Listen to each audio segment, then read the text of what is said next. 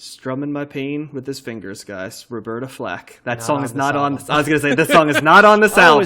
Is that her? Yep. Oh, Yeah. Okay. Oh boy. Well, that is just giving you a tell right there to see how familiar he is with Roberta Flack's work. I am somewhat familiar with Roberta Flack's work, including this one. Josh, how about you? Before we get into it, how familiar That's were you? all I knew her from. That's all you- was- okay. Yeah. So I was Yep. glad to listen to this album.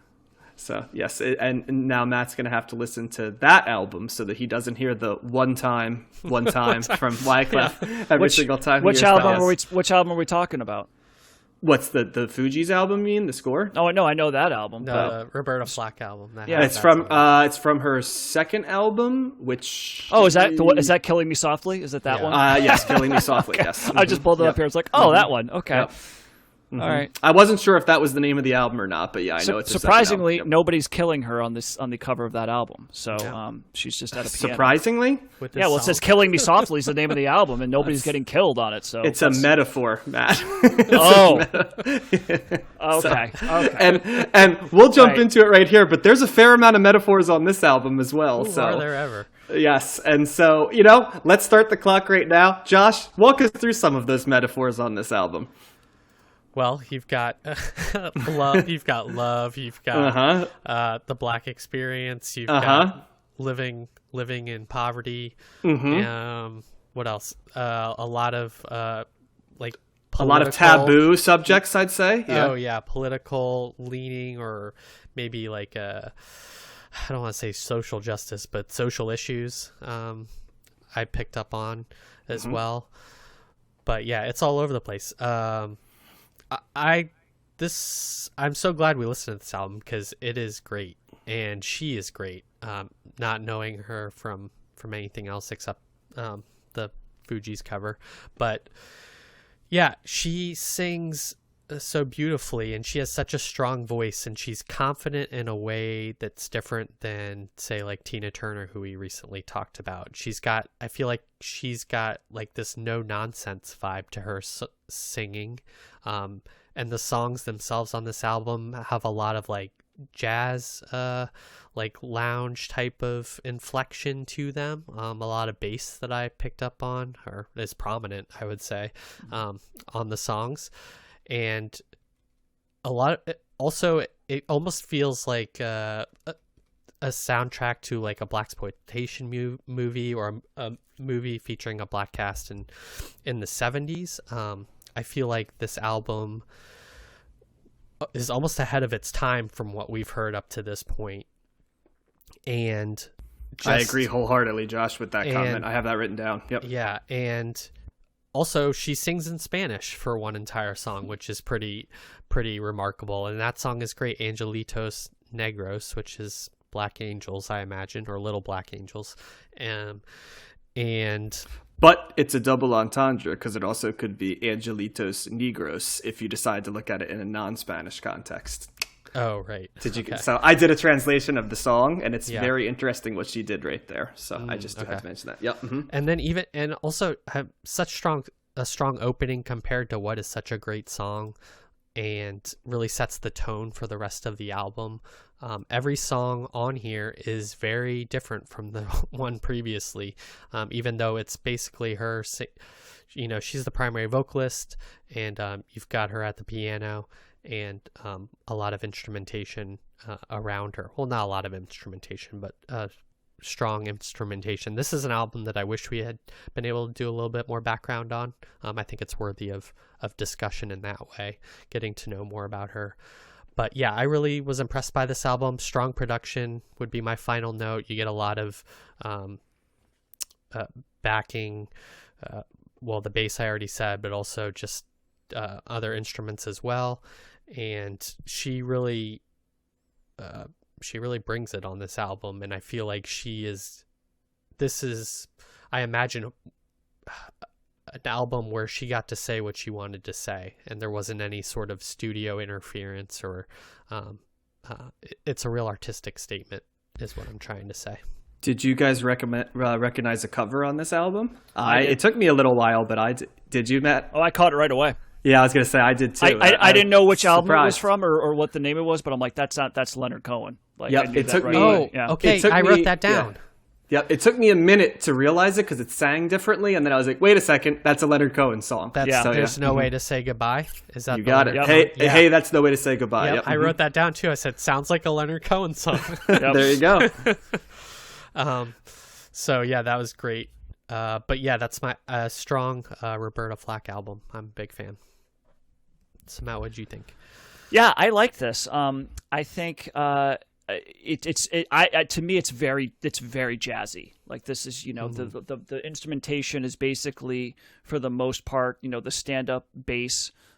You've got, you know, the piano, you've got the drums, a lot of on the drums. It's a very jazzy drumming sound. They're using like the brushes. It's this very kind of soft sound. And I would say that that's for a lot of the songs on this. It's very muted. And I did listen to this on headphones. I'm glad that I did, you know, because I think I appreciated that more, like really focusing on it, because a lot of it's soft. Like it's not, you know, she kind of starts slow. And it's another thing I liked. It's kind of like starting, you know, not a whole lot going on.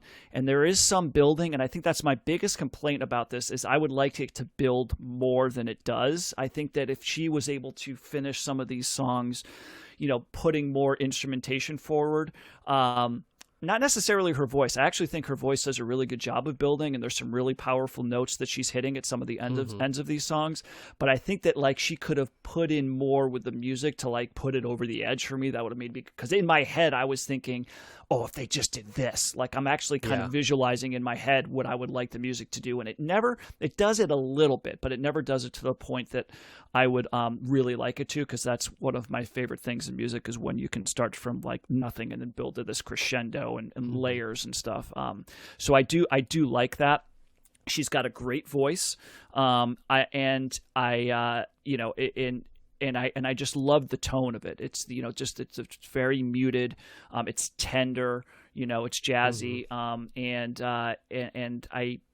liked it. I think I liked the beginning better.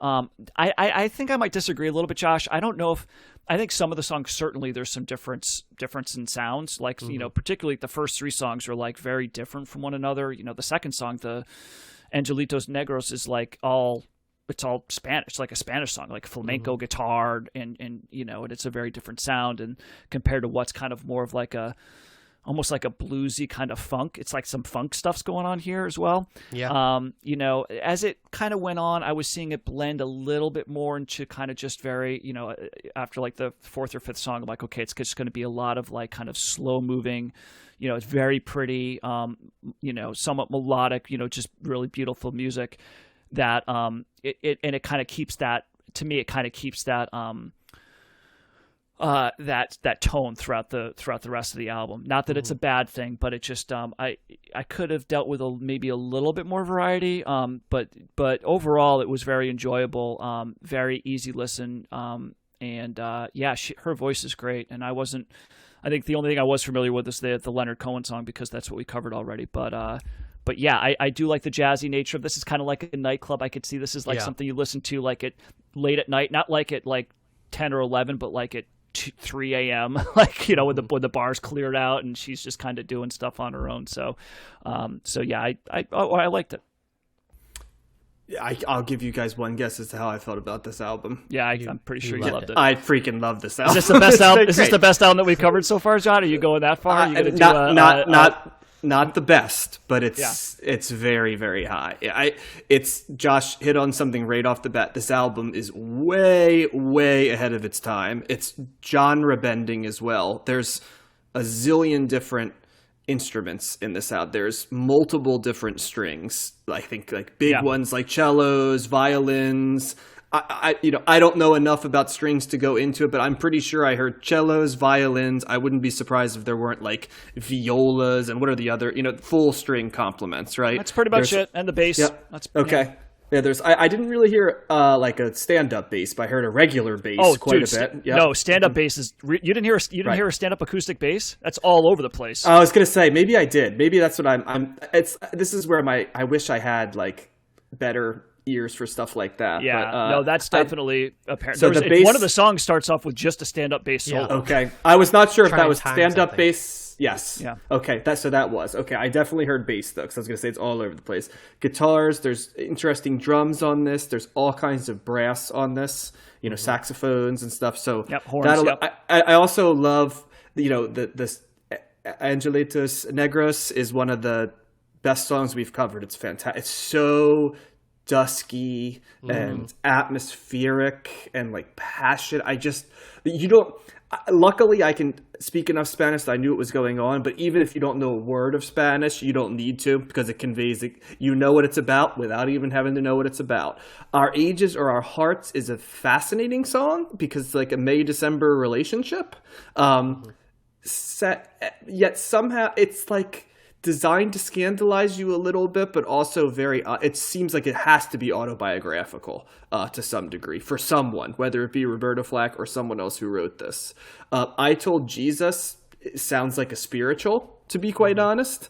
And then Hey There's That's No Way to Say Goodbye was an interesting way to do Leonard Cohen again. I mean, I obviously know the first time ever I Saw Your Face. I'm actually shocked you guys don't know that. That was I'm pretty sure that won like Grammys and stuff, if I remember correctly. But that's a big hit that I'm used to, and I love. You mean won Grammys with her version, or that was somebody else that did it? Her version? Yeah, it was super famous. It was. I mean, even before I did the little teaser stuff about the Clint Eastwood movie, I knew that it was used in a movie that catapulted it. But it's a really, really good song lyrically. It just the composition. Roberta Flack's voice is incredible. It's like I wouldn't say it's necessarily like the traditional like sexy or sultry, but it's appealing, and in its own way draws you in the way like a voice that is like sultry does, but in a different way. As Josh mentioned, and we haven't really talked about this also very much you can tell was of 1969 about the times, but from a black perspective, as opposed to a lot of the other music that was being done in 1969 that we've covered that was more of the white perspective, right? Or, post Summer of Love, stuff like that. In that way, I think it has some similarities with Sly and the Family Stone album that was also 1969, in that both seemed ahead of their time. Both were fusions of different music, like funk, some rock and R&B, some soul, different stuff like that, albeit coming at it from different directions. But yeah, this is it's a wonderful. I know you're only supposed to listen to it once, and I did, but I'm going to listen to it again on a night when I can't sleep, but not for bad reasons. And just, like when it's like 12:30 at night and you're just, hanging out, and it's one of those type of albums that just is like a great decompressor, but deep. I loved it. Yeah, it's as atmospheric an album as we listened to that wasn't jazz in the 1960s is how I would describe it. Yeah, her voice drew me in. That's a good way to put it.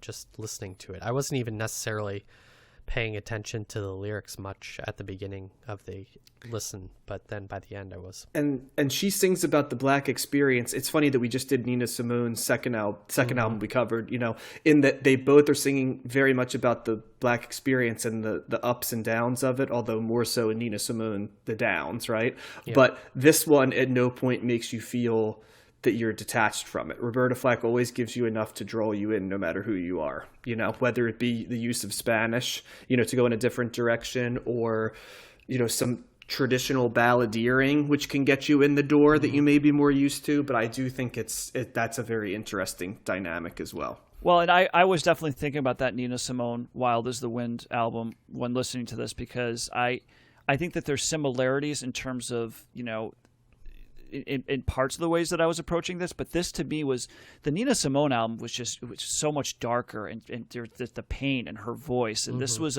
an easier listen, and I think it was more melodic. Like I said, I liked how it built, but I do see some similarities there. But I think musically, I was much more drawn to this. But there's pain in this one. There is, but it's not as. Again, for someone that's not really paying attention a whole lot to lyrics, it's the Nina Simone's pain was more in the sonic presentation for me. As and this wasn't as much. Not saying I couldn't hear interesting. sadness as much, but with her Nina Simone's voice for that stuff is just so like, oh my God, it's just it hits you right in the gut. But I could hang my hat a little bit more on this with the just the overall music, the sound of it, a little bit more upbeat, a little bit more melodic. Again, liking the build, and really liking. I think Nina Simone's got a great voice. I would rather listen to Roberta Flack's voice, like at least with comparing these two albums. It's more of a pleasant listen for me. I'll take both, but I heard plenty. I think what you might be hearing, Matt, is there's a mix between love and pain in this album, but there's a lot of. I mean, "Ballad of the Sad Young Man's" a pretty damn sad song sonically and lyrically, compared to what I thought was a song that sounded prettier than Nina Simone, but then you kind of get into it a little bit. You're like, there's a uneasiness in it, and you're trying to figure. And then that Leonard Cohen song is both the way he sang it and this way is a very sad love song. I mean, even the title, "Hey, that's no way to say goodbye." So, right, yeah. Again, all I could think of was Nina Simone singing "Tryin' Times" too. That's a song that would be right up her alley, but it would sound different. Yeah, I think Nina Simone's just the sound of her voice and the tone of her voice conveys nothing, almost like when she's doing songs like that, nothing but pain, And I hear with Roberta Flack, I can hear that too, but it's nowhere near as I don't want to say jarring, but it's not as visceral, I would say. Yeah. Did you feel that way on Pastel Blues too? Because I didn't. Pastel Blues. I thought that Nina Simone was more up her. I mean, she wasn't agree. as in the low registry. She was hitting higher notes, and she was doing more upbeat stuff. She was doing certainly sad. I mean, what is it? "Strange Fruit." I don't know if you're going to get any more pain than that song, right? But but that wasn't the whole album. There was stuff, and that's why I like that song. I can do that like a song or two, but when that's the entire album or like a large portion of it, I start to get into that. Oh my gosh, this is getting to be a little bit too much. But anyway, I don't want to take too much away from this album because I really did like that. Yeah. The way that she sang this, and like I said, it's just beautiful. And there's things that are just really what struck me was just the tenderness, the softness about how just like there's instruments going on, but they're being very deliberate. They're being very slow. They're kind of just starting off like very muted and just kind of throw in a little things here, and then the horns come in, and that's doing some interesting things there melodically. And I thought it was, this is certainly worth another listen. But I think I would definitely like to listen to this in headset much more than on a stereo. Can I add one more thing, and I want to hear Josh's take on this as well? It's interesting that a large amount of the females that we're dealing with in the 60s are bonus episodes for the most part, and are African American. We have had some non-African American females represented as solo artists. Laura Nyro, who we did as one, who also, but she also came at us from an atypical background, right? We had Janis Joplin within the context of Big Brother and the Holding Company, Grace Slick in the context of Jefferson Airplane, right? We had Nico. Surrounded by men. Nico, right? Surrounded by men. Even on her album, she couldn't get away from that. But really, when you look at it, a lot of those artists, as we talked about, the white artists, with the exception of Laura Nyro, were largely, looked at within the context of a larger package with men around them. I think what's interesting about these female singers is that Aretha Franklin, Nina Simone, Roberta Flack, even the Supremes to some degree, they are unmoored from men. And it was interesting that there was a space. I mean, I guess Tina Turner would be the only one that still was kind of stuck in that traditional trap, right, with Ike and stuff there. But it was interesting that African-American women were able to much more easily carve out, I think, what came for white women in the 70s much more. Would you say you'd say that Aretha Franklin and the Supremes were not moored to men? In terms of them as an act. Well, who is Aretha Franklin tied to? Aretha Franklin was Aretha Franklin. Who's that guy? She wasn't Nico and the Velvet Underground. She wasn't Jefferson Airplane and Grace Slick. Yeah, she wasn't Janis Joplin and Big Brother and the Holding Company. I'm thinking about producers and managers and everybody. songwriters. Yes, everybody. You get what I'm saying though. But as an act, when you saw Aretha Franklin, you weren't seeing. Okay. And I just thought that was very interesting that it was largely African American women were allowed to have their own, for the most part, persona as musicians, right? No matter how difficult it was, they They What registered. about Dusty? but What it about Dusty Springfield? She was kind of her own thing, wasn't she? She kind of was, but once again, like Laura Nero, she identified as sexually ambiguous, right? Like, or stuff like that. And also, Dusty Springfield was making what was considered to be black music.